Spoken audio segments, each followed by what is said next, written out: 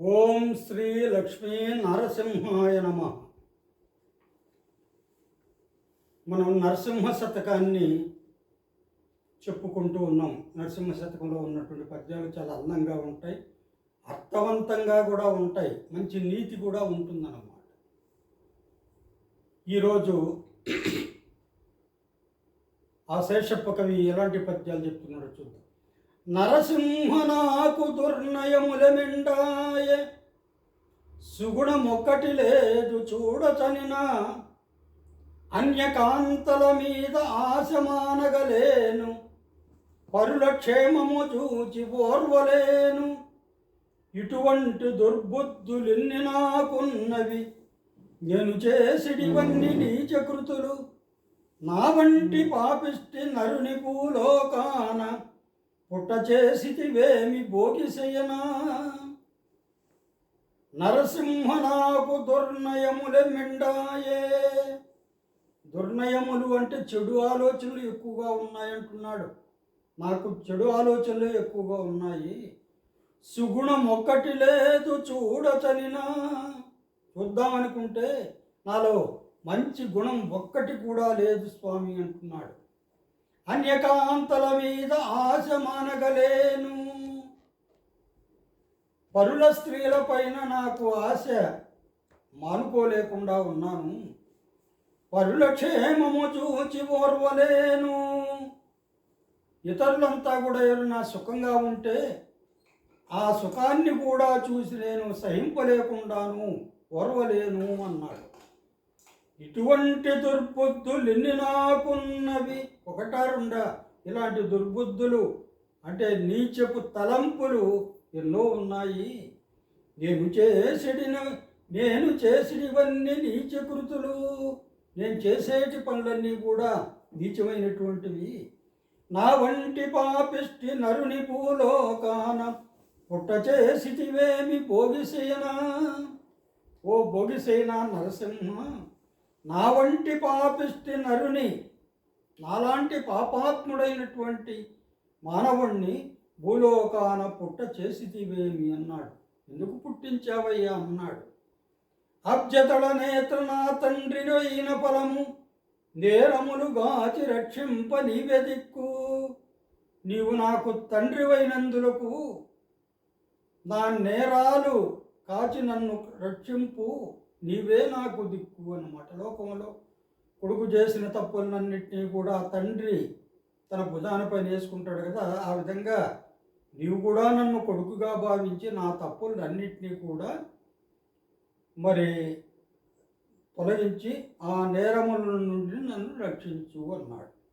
భూషణ వికాస శ్రీధర్మ పుర నివాస, దుష్ట సంహార నరసింహ దురిత దూరా. తర్వాత మరొక పద్యం. ధీరత పరుల నిందింప నేర్చితిగాని, తిన్నగా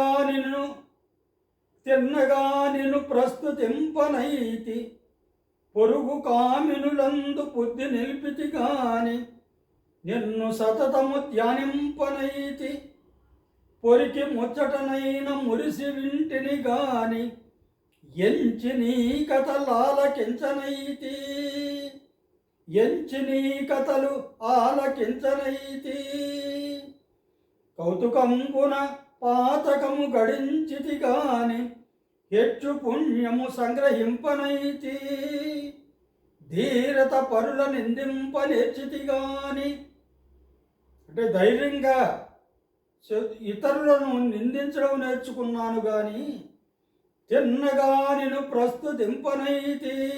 తిన్నగంటే సవ్యంగా అంటే సక్రమైనటువంటి మార్గంలో నిన్ను ప్రస్తుతింపనైతి, నిన్ను నేను ధ్యానం చేయలేకపోయాను.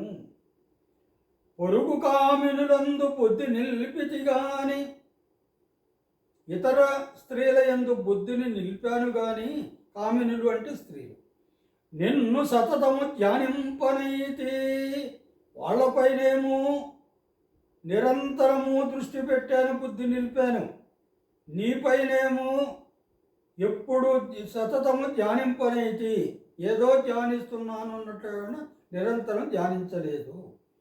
పొరికి ముచ్చటనైన మురిసి వింటిని గాని నీచపు ముచ్చట్లు ఎవరైనా చెప్పుకుంటూ ఉంటే వాటిని మురిసిపోయి విన్నాను గాని ఎంచి నీ కథలు ఆలకించనైతి, ఎంచి ఆలోచించి నీ కథలు నేను వినలేదు అన్నాడు.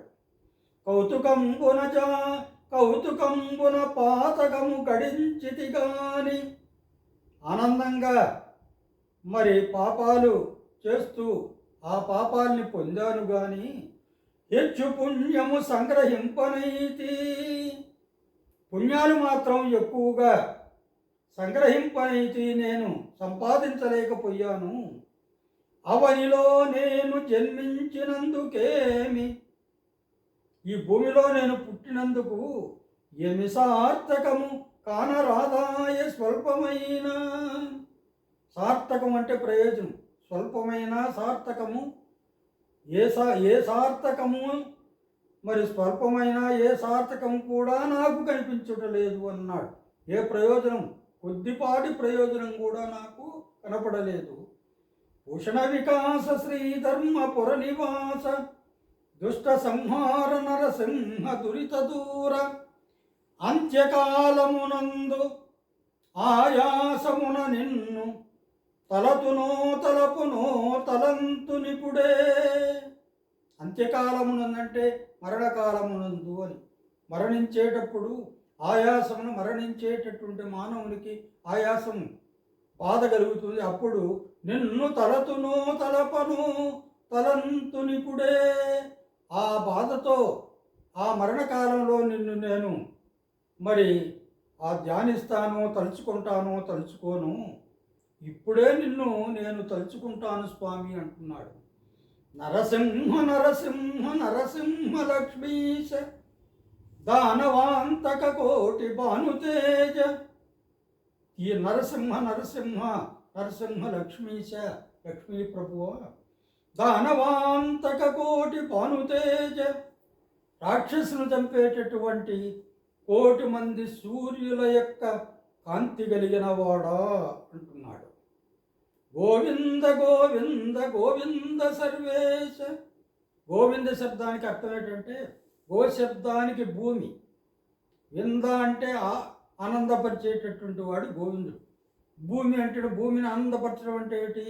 ఈ లోకంలో ఉండేటటువంటి ప్రజలంతా కూడా సంతోషిస్తే భూమి సంతోషంగా ఉంటుంది, అదనమాట.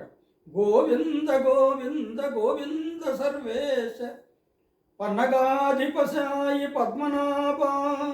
పన్నగాధిపుడు అంటే శేష ఇదనమాట, ఆదిశేషుడు అన్నమాట.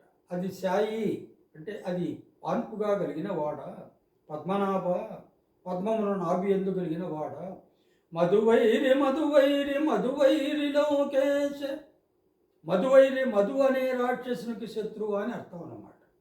మధువైరి లోకేశ నీలమేఘ శరీర నిగమ వినుత.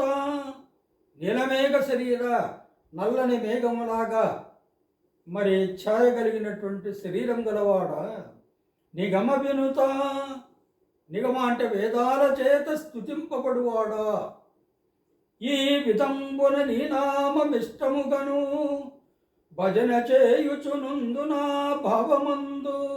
ఈ విధంగా నీ నామాన్ని ఇష్టంగా సేవిస్తూ నా మనస్సులో తలుచుకుంటూ నిన్ను సేవిస్తాను స్వామి అంటున్నాడు.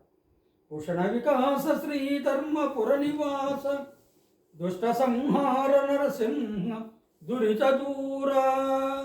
హరి ఓం తత్సత్.